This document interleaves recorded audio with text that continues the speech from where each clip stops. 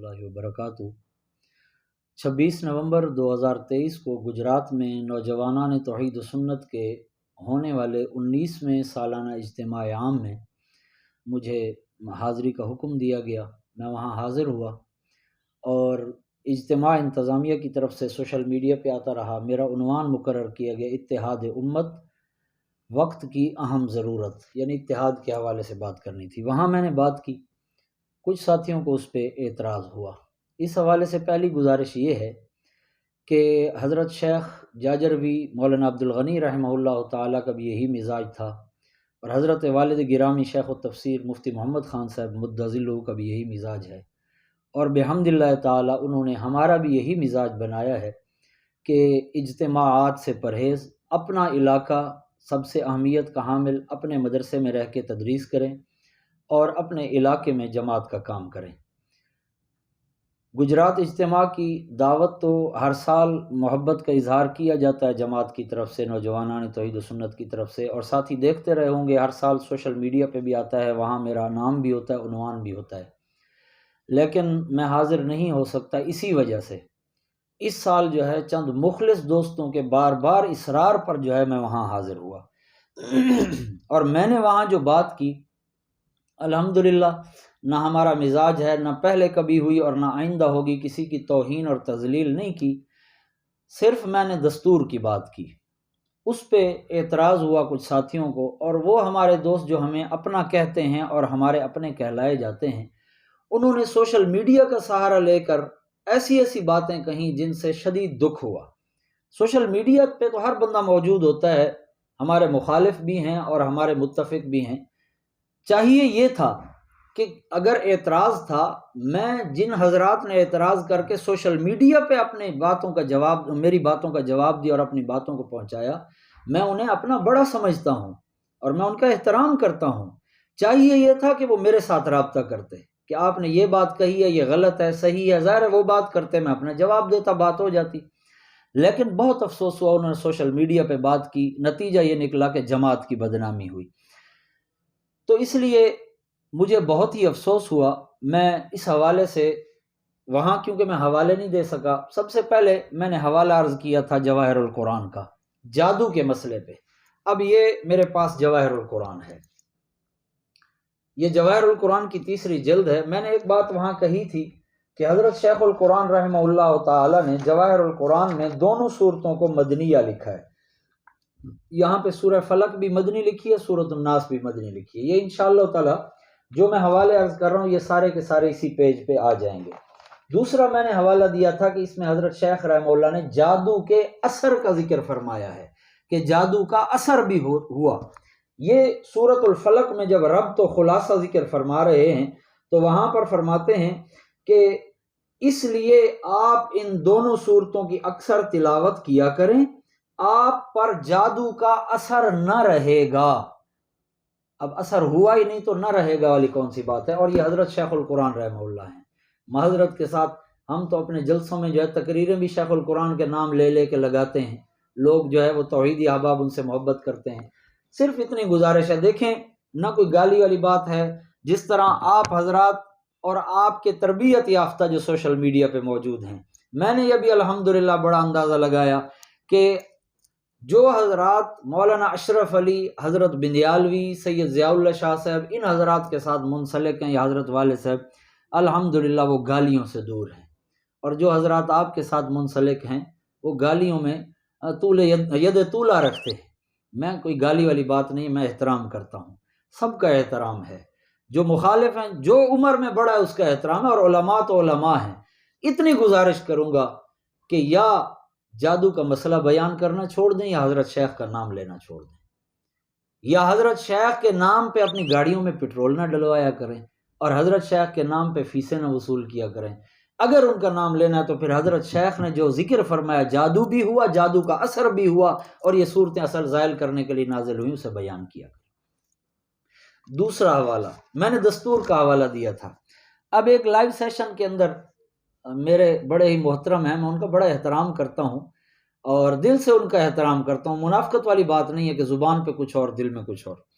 ان سے سوال ہوا، سوال کرنے والے صاحب بھی بڑے محترم ہیں، انہوں نے سوال میں یہ لفظ بولا کہ جی دستور میں کیا لکھا ہے، سماع موتا کے حوالے سے بات ہو رہی ہے، کسی نے اجتماع میں بات کی، دستور میں کیا لکھا ہے؟ اب جواب تو اس کا یہ تھا کہ دستور اٹھاتے اور دکھاتے جی یہ دستور ہے، اس میں یہ لکھا ہوا ہے، لیکن افسوس کہ یہ بات نہیں ہے، بلکہ الگ تحقیقات شروع ہو گئیں۔ اور یاد رکھیے بڑے احترام کے ساتھ، بڑے ہی ادب کے ساتھ عرض ہے کہ ہم حضرت قاضی شمس الدین صاحب، قاضی نور محمد صاحب، مولانا محمد طاہر، مولانا امیر بدیالوی، مولانا عبدالغنی جاجروی، ان کے مقابلے میں آپ کی تحقیقات کو خاک سمجھتے ہیں ادب کے ساتھ۔ یہ دستور ہے جی میرے سامنے، شاید انہوں نے زیارت نہ کی ہو اور آپ حضرات نے نہ کی ہو، جنہوں نے نہیں کی وہ دیکھ لیں، یہ دستور ہے۔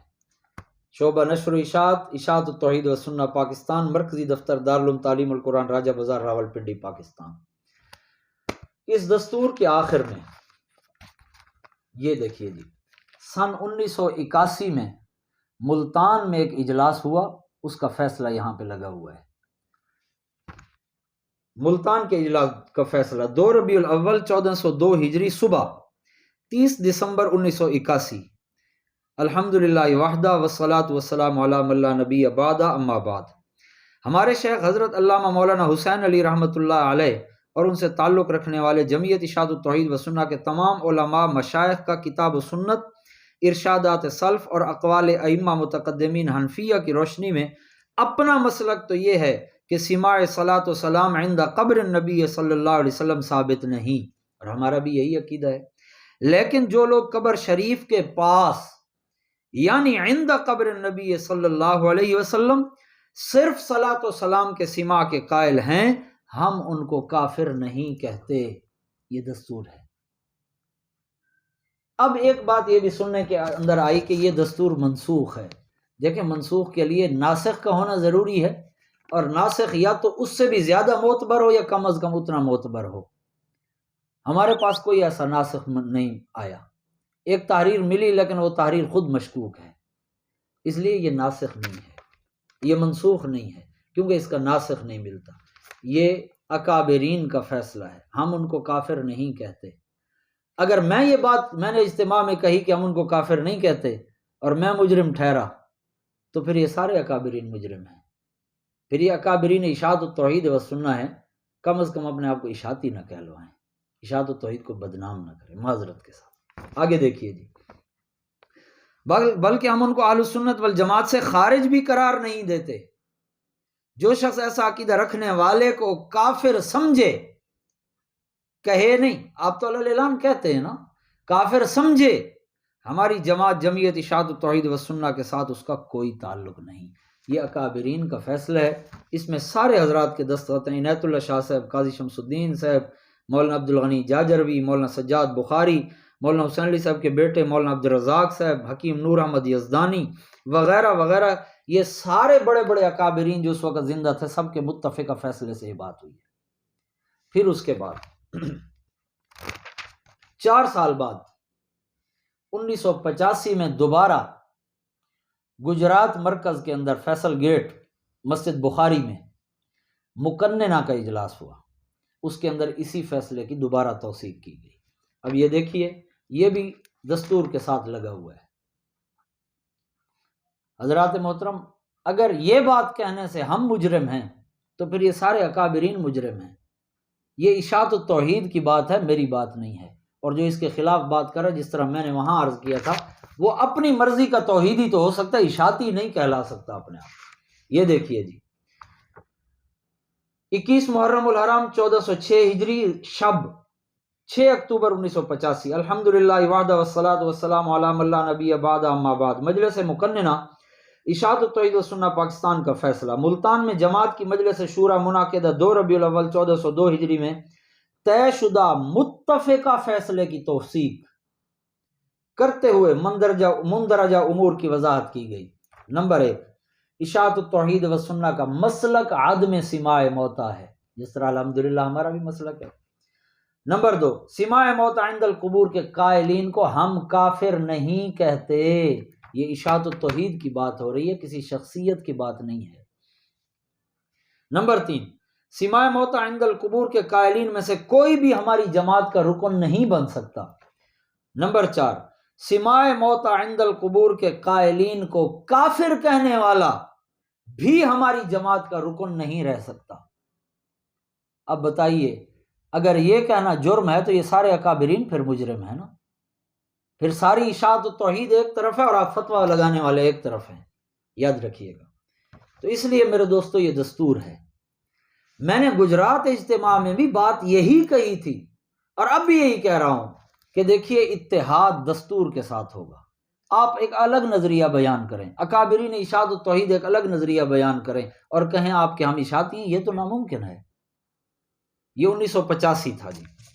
اچھا جی، اس کے بعد سن 1983، 85 سے 2 سال پہلے جب یہ جھگڑا چل رہا تھا، شیخ القرآن مولانا محمد طاہر پنجپیری رحمۃ اللہ تعالی علیہ نور اللہ مرقدہ، ان سے کسی بندے نے یہ سوال کیا، یہ تحریر بھی انشاءاللہ پیج پہ آ جائے گی، یہ لمبا سوال ہے، میں حضرت کا جواب پڑھ رہا ہوں۔ بسم اللہ الرحمن الرحیم، الحمد للہ وکفا والصلاة والسلام علی سیدنا و رسولنا محمد المصطفیٰ وآلہ واصحابہ الاتقیاء، اما بعد۔ مسئلہ سماع موتیٰ نے جو آج کل شدت اختیار کی ہے وہ حدود شرعیہ سے باہر ہے۔ قرن صحابہ میں یہ مسئلہ مختلف ہی چلا آ رہا ہے، اگرچہ صحیح اور راجح منع سماع ہے، صحیح اور راجح منع سماع ہے، علماء احناف اس پر متفق ہیں۔ مثبتین کی یہ دلیل غلط ہے کہ امام ابو حنیفہ سے اس میں کوئی نقل نہیں۔ علماء احناف جن کو مرجحین فی المسائل مانا گیا ہے، انہوں نے امام ابو حنیفہ کے اصول کے مطابق فتویٰ عدم سماع دیا ہے۔ کسی حنفی کا قول سماع موتیٰ پر حنفیت سے خروج ہے۔ ہمارے شیخ المشائخ مولانا حسین علی صاحب کا اس مسئلہ میں مدلل رسالہ ہے اور عدم سماع ثابت کیا ہے۔ جو لوگ حنفی ہو کر سماع موتیٰ کے قائل ہیں وہ حنفی نہیں، ہم بھی یہی کہتے ہیں۔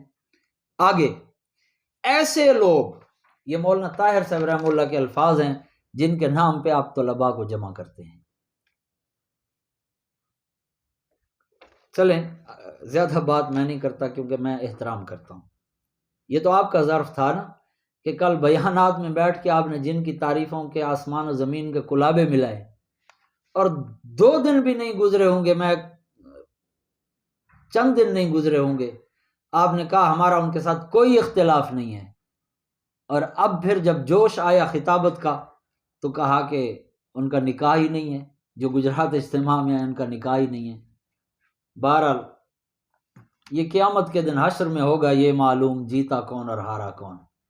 مولانا، الفاظ بولنے آسان ہیں، غصے کے اندر اپنے آپ کو کنٹرول سے باہر لے جانا آسان ہے، قیامت والے دن ایک ایک لفظ کا حساب دینا پڑے گا۔ آگے دیکھیے، ایسے لوگ جو مثبتین سماع موتیٰ کی تکفیر کرتے ہیں، وہ حدود شرعیہ سے تجاوز کر کے اپنے انجام اور دین کو برباد کرتے ہیں۔ یہ مولانا طاہر صاحب کے الفاظ ہیں۔ یہ کہیں کہ وہ بھی اشاعتی نہیں تھے، مشرک تھے معاذ اللہ، کیونکہ آپ کا تو کیونکہ بریک ہی نہیں لگتی نا، یا کافر ہے یا مشرک ہے، مسلمان تو آپ کے علاوہ ہے ہی کوئی نہیں۔ وہ یہاں ہمارے علاقے میں ایک بزرگ گزرے، مولانا رحیم بخش صاحب، فوت ہو گئے، آخر میں مودودی ہو گئے تھے، تو وہ فرماتے تھے دنیا میں صرف 2.5 موحد ہیں، ایک میں ہوں، ایک میرے استاد مولانا حسین علی صاحب، اور آدھا موحد مولوی غلام اللہ خان، باقی سارے مشرک ہیں۔ آپ بھی وہی کہہ رہے ہیں، آپ کے علاوہ تو کوئی بچتا ہی نہیں ہے نا۔ یہ مولانا طاہر صاحب کے الفاظ پہ ذرا غور کریں۔ ایسے لوگ جو مثبتین سماع موتیٰ کی تکفیر کرتے ہیں، وہ حدود شرعیہ سے تجاوز، بڑے لفظ ہیں، شرعی حدود سے تجاوز کر کے اپنے انجام اور دین کو برباد کرتے ہیں۔ ان کا دین بھی برباد ہے اور ان کی آخرت بھی برباد ہے۔ خدا را ہماری بات نہ مانے، مولانا طاہر صاحب کی تو مان لیں، ان کے نام پہ تو آپ طلباء کو جمع کرتے ہیں۔ یہ جناب غالباً تقریباً 1983 بنتا ہے، 1405 ہجری ہے یہ۔ اس کے بعد 1413 ہجری، یہ تقریباً بنتا ہے سن 1988۔ اس میں مجلس مقننہ کا دوبارہ اکٹھ ہوا، اجلاس ہوا، اور اس میں متفقہ طور پر فیصلہ کیا گیا۔ یہ وہ جو دستور کے اندر 1985 میں مقننہ کے فیصلے کی توثیق کی گئی سماع عند القبر، اسی کو واضح کیا گیا۔ الفاظ سنیے، مجلس مقننہ جماعت اشاعت التوحید و سنہ پاکستان کا متفقہ فیصلہ آج بمورخہ 25 جمادی ثانیہ 1413 ہجری، مرکزی امیر جماعت اشاعت التوحید و سنہ پاکستان حضرت شیخ التفسیر والحدیث مولانا محمد طیب صاحب کی زیر صدارت مجلس مقننہ جماعت اشاعت التوحید و سنہ کا ایک اہم اجلاس گجرات میں منعقد ہوا، جس میں سماع موتیٰ سے متعلق مندرجہ ذیل فیصلہ کیا گیا۔ چونکہ سماع موتیٰ کا نظریہ ظاہر قرآن کے خلاف ہے، اس لیے اشاعت التوحید و سنہ کے ارکان اس کے علی الاطلاق قائل نہیں۔ البتہ یہ الفاظ قابل غور ہیں بالخصوص علماء کے لیے۔ آپ تو کفر سے نیچے ٹھہرتے نہیں ہیں نا مولانا، یہ اکابرین کے الفاظ ہیں۔ ایک موقع پہ یاد ہوگا آپ کو، کراچی میں آپ نے کہا تھا مفتی تقی عثمانی صاحب کے بارے میں، کو اپنے والد کی قبر پہ جوتے مار رہا ہے اس لیے کہ وہ اپنے والد کے مسلک کے خلاف بات کر رہا ہے، تو آپ یہاں کیا کر رہے ہیں؟ کہا جائے کہ آپ اپنے اکابرین کے ساتھ بھی یہی کچھ کر رہے ہیں۔ بہرحال مولانا ہم آپ کا احترام کرتے ہیں، آپ جو مرضی کہہ لیں، اور آپ کے جو احباب ہیں، ظاہر ہے جب ممبر پہ بیٹھ کے آپ نے لوگوں کو گالیاں دینی ہیں تو آپ کے نیچے والے احباب تو وہ پھر گالیوں سے ٹھہریں گے ہی نہیں۔ البتہ جو احادیث صحیحہ اس سلسلہ میں وارد ہیں، احادیث صحیحہ، یہ اکابرین کا فیصلہ ہے، نہ ہو تو میں مجرم ہوں۔ احادیث صحیحہ اس سلسلہ میں وارد ہیں، ہم ان میں تعویل کو مناسب سمجھتے ہیں، وہ اخبار احاد ہے، ہم ان میں تعویل کو مناسب سمجھتے ہیں، اور ہم ایسے الفاظ کی اجازت نہیں دیتے۔ یہ اکابرین کہہ رہے ہیں ہم ایسے الفاظ کی اجازت نہیں دیتے جن سے سلف صالحین میں سے کسی کی تکفیر لازم آتی ہو۔ ہاں، جو دور و نزدیک سے مطلقاً موتیٰ کے سننے کا قائل ہو تو وہ شرک فی السماع کا مرتکب ہو کر مشرک قرار پائے گا، اور ہمارا بھی یہی نظریہ ہے۔ ایک ہے عند القبر کا قائل، اور وہ بھی ان احادیث کی وجہ سے جو اگرچہ اخبار احاد ہیں لیکن صحیح ہیں، قانون کی خلاف ورزی کرتے ہوئے وہ اگر قائل ہے عند القبر سماع کا تو ہم اسے کافر نہیں کہتے۔ ہاں، جو دور و نزدیک سے قائل ہے کہ جو مردہ نزدیک سے سنتا ہے دور سے بھی سنتا ہے، وہ شرک فی السماع کے اندر داخل ہے، اس کو ہم جو ہے مشرک قرار پائے گا۔ اس میں بھی سارے کے سارے اکابرین کے دستخط ہیں۔ یہ تحریر بھی انشاءاللہ تعالی پیج پہ آ جائے گی۔ اس کے بعد جی یہ تیسرا فیصلہ ہے مقننہ کا 27 جولائی 1996، یہ غالباً 88 کا تھا، یہ 96، تقریباً 8-9 سال کے بعد۔ 27 جولائی 1996 10 بجے دن جامع مسجد فیصل گیٹ گجرات میں خطیب اسلام حضرت مولانا سید عنایت اللہ شاہ بخاری مدظلہ کی صدارت میں مجلس مقننہ کا اجلاس ہوا۔ اجلاس میں شیخ القرآن مولانا محمد طیب امیر اشاعت التوحید و سنہ پاکستان، شیخ الحدیث و تفسیر حضرت مولانا سید محمد حسین نیلوی، حضرت مولانا بشیر احمد، مولانا احمد سعید خان، مولانا محمد یونس نعمانی، مولانا محمد سعید بلند، مولانا غلام حبیب ویسا، مولانا غلام رسول کراچی، سید ضیاء اللہ شاہ بخاری اور سربراہ مکرم یعنی عنایت اللہ شاہ صاحب نے شرکت کی۔ اجلاس میں متفقہ طور پر مندرجہ ذیل فیصلے ہوئے۔ نمبر 1، قرآن مقدس اور احادیث نبویہ کے کلمات اور اللہ تعالیٰ کے اسماء حسنہ کو لکھ کر بطور تعویذ استعمال کرنا شرعاً جائز ہے۔ آپ تو کہتے ہیں دینے والا لینے والا دونوں مشرک ہیں، اب کیا کریں؟ ایک طرف سارے اکابرین، ایک طرف آپ کا ٹولہ ہے، ٹولہ مطلب شرذمہ قلیلہ چند لوگ ہیں، کیا کیا جائے؟ ہم تو اکابرین کو نہیں چھوڑ سکتے کیونکہ انہوں نے قرآن آپ سے زیادہ سمجھا ہے۔ اگلی بات اب میں نہیں کہتا کیونکہ قرآن پاک کی بات آ گئی ہے تو آپ بھی جانتے ہیں، میں بھی جانتا ہوں کہ کیا ہوا ہے بدر العلوم والے قرآن پاک کے ساتھ، کیا ہوا ہے آپ کے ہاں۔ بہرحال میں اگلی بات نہیں کہتا، بشرطے کہ کلمات محملہ اور شرکیہ کفریہ نہ ہوں۔ اس کے علاوہ تعویذ کے نام پر جو مروجہ طریقہ جاری ہے وہ ناجائز ہے۔ 3 سال پہلے حضرت والد گرامی نے 27 رمضان المبارک میں دورہ تفسیر کی تکمیل کے موقع پر یہی الفاظ ادا کیے تھے کہ تعویذات شرعیہ اللہ تعالیٰ کے اسماء حسنہ لکھے ہوں، قرآن پاک کی آیات و احادیث ہوں یا دو ادعیہ معصورہ ہوں، وہ جائز ہے، لیکن مروجہ طریقہ جو ہے کاروبار بنانا وہ ناجائز ہے۔ لیکن آپ کو پتہ ہے کہ وہ کس کس نے بنایا ہوا ہے۔ جی نمبر 2، دعا بعد الفرائض بحیت اجتماعیہ نہ سنت اور نہ ہی مستحب، صرف جائز ہے، لیکن اسے بدعت بھی نہیں کہا جا سکتا، یہ اکابرین کا فیصلہ ہے، بدعت بھی نہیں کہا جا سکتا، بشرطے کہ کرنے والا اسے لازمی نہ سمجھے۔ آگے مقننہ مجلس مقننہ کے آئندہ اجلاس کے حوالے سے یہ بات لکھی ہوئی ہے۔ اس کے بعد جی یہ فتویٰ طلب کیا گیا استاذ الاساتذہ، جو کئی علامہ صاحبان کے بھی استاذ ہیں، استاذ الاساتذہ مولانا سید محمد حسین نیلوی صاحب رحمہ اللہ تعالی سے سوال کرنے والے نے پہلا سوال کیا کہ قرآن اور حدیث کے الفاظ لکھ کر بطور تعویذ استعمال کرنا، گلے میں لٹکانا یا بازو کے ساتھ باندھنا جائز ہے یا نہیں؟ کیا لکھنے والا یا لکھوانے والا کافر ہے یا نہیں؟ نمبر 2، حضور اکرم صلی اللہ علیہ وسلم پر جادو کیا گیا یا نہیں؟ اگر کیا گیا تو اس کا اثر آپ پر ہوا تھا یا نہیں؟ جو اس واقعہ کا انکار کرے وہ کون ہے؟ نمبر 3، امام مہدی کوئی شخص مشخص ہے؟ الی آخرہ۔ نمبر 4، جمعیت اشاعت توحید و سنہ کے 2 دھڑے ہو گئے ہیں، ایک کے سربراہ سید ضیاء اللہ شاہ صاحب ہیں، دوسرے کے سربراہ احمد سعید خان بلوچ بنے۔ ہم عوام کدھر جائیں، کس گروپ کے ساتھ علاق کریں؟ آپ کا تعلق کس گروپ سے ہے؟ مختصر الفاظ میں جواب ارشاد فرمائے۔ السائل ماسٹر محمد یار، سکنہ بوڑی، تحصیل و ضلع جھنگ۔ الجواب، پہلی بات، تعویذات قرآنی آیت لکھ کر برکت کے لیے گلے یا بازو میں باندھنا جائز ہے۔ اب فتویٰ جو ہے یا آپ کے استاد وہ ہیں یا آپ وہ ہیں، بہرحال میں زیادہ نہیں کہہ سکتا، میں احترام کرتا ہوں۔ بہرحال غور کی ضرورت ہے، مولانا ظلم نہ کریں۔ ہاں جی، اپنے اکابرین سے لوگوں کا اعتماد ختم کر کے ساری کی ساری جماعت کو عثمانی فرقے کی طرف لے جانے کی کوشش نہ کریں۔ حضرت شیخ جاجروی رحمہ اللہ تعالیٰ فرمایا کرتے تھے، اللہ تعالیٰ نے اگر دین کے ڈاکو پیدا کیے ہیں تو دین کے چپڑاسی بھی پیدا کیے ہیں۔ ہم انشاءاللہ آواز لگاتے رہیں گے، کوئی گالیاں دے یا فتوے لگائے، کوئی پرواہ نہیں۔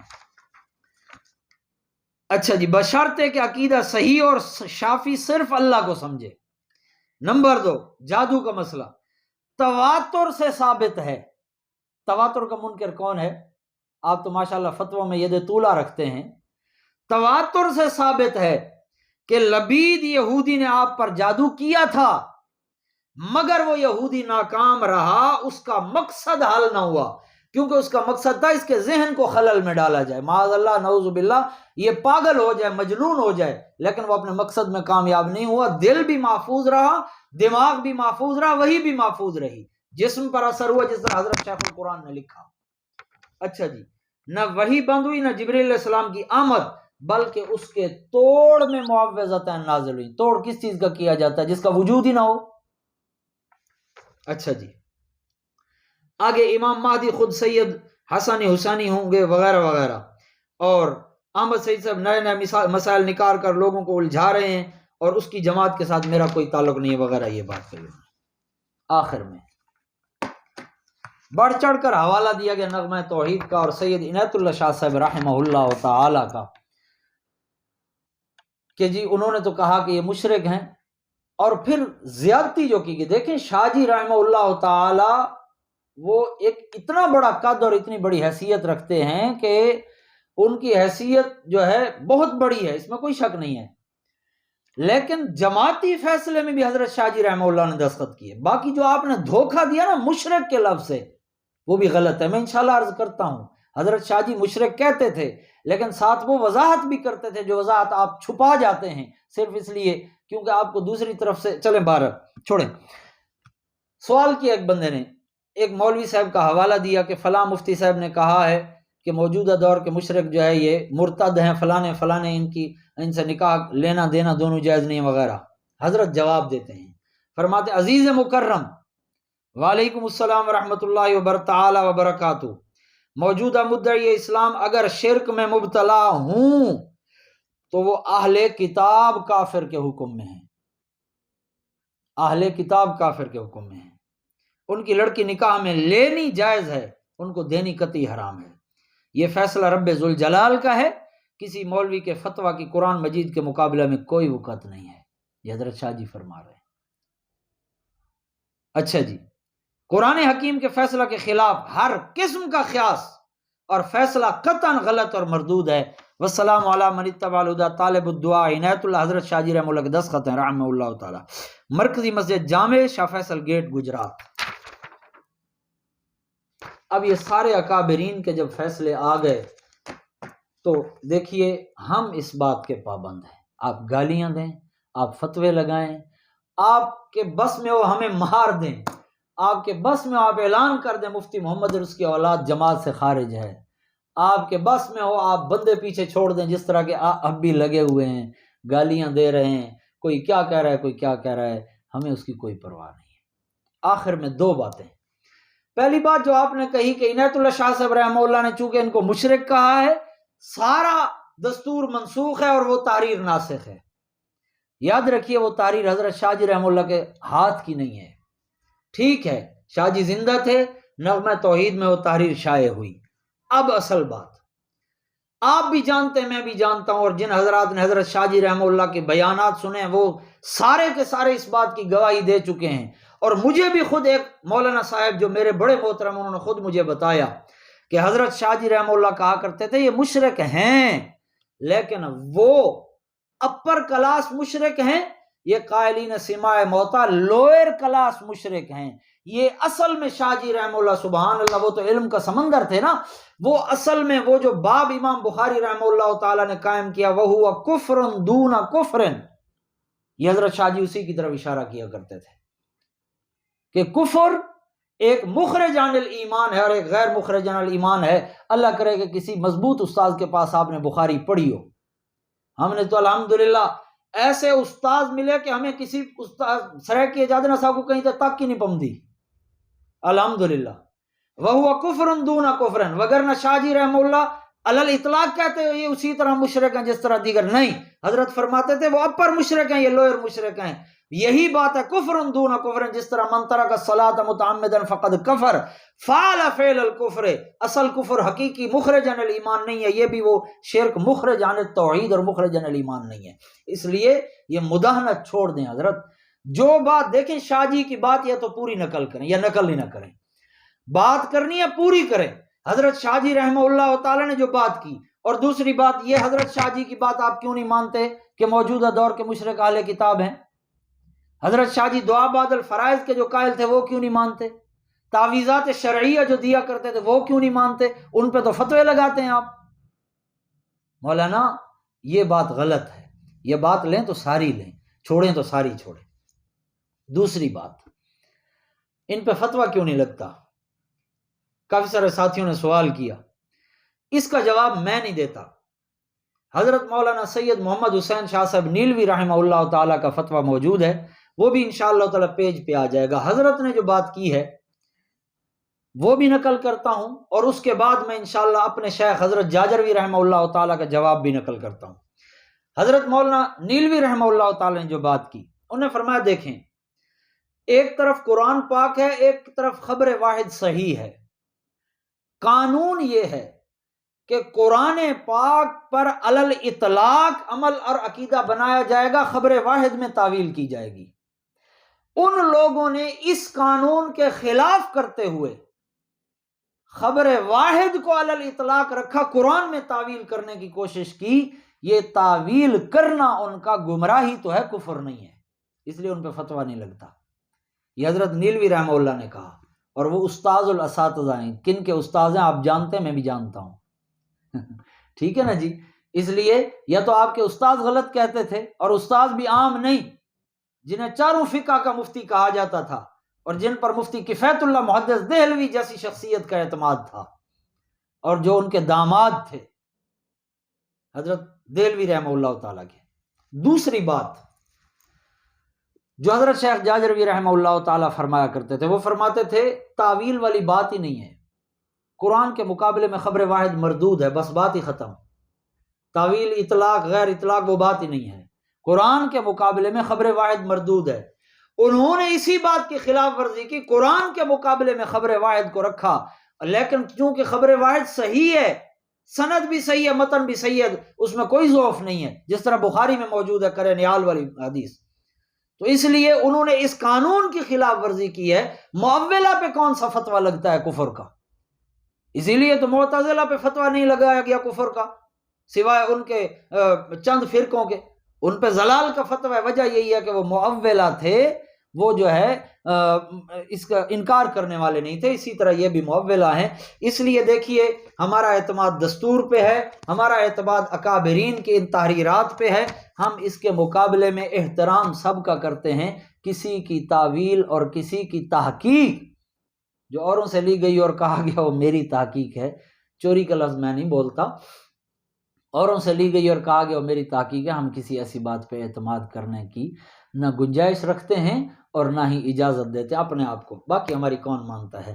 والسلام علیکم ورحمۃ اللہ وبرکاتہ.